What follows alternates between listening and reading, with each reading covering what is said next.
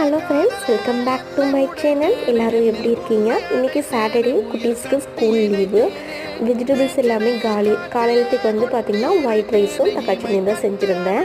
Afternoon லஞ்சுக்கு பார்த்திங்கன்னா சரி ஹஸ்பண்டோட மாமா தோட்டத்தில் போய் காய்கறி எல்லாம் பறிச்சுட்டு வரலான்னு சொல்லிட்டு போயிருந்தோம். பார்த்திங்கன்னா கீரையெல்லாம் ரொம்ப குட்டி குட்டியாக இருந்தால் அது எப்படி இனி ஒரு 2 வீக்ஸ் ஆகும் அப்படின்னு சொல்லிட்டு வெண்டைக்காவும் கத்திரிக்காயும் அவங்களே பொறிச்சு வச்சுருந்தாங்க.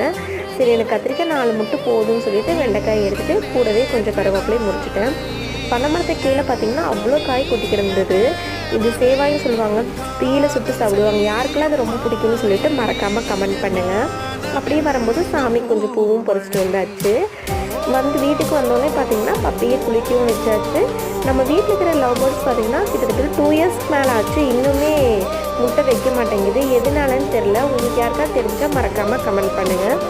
அப்புறம் அப்படியே சாப்பிட்டு மூவி போட்டு உட்காந்து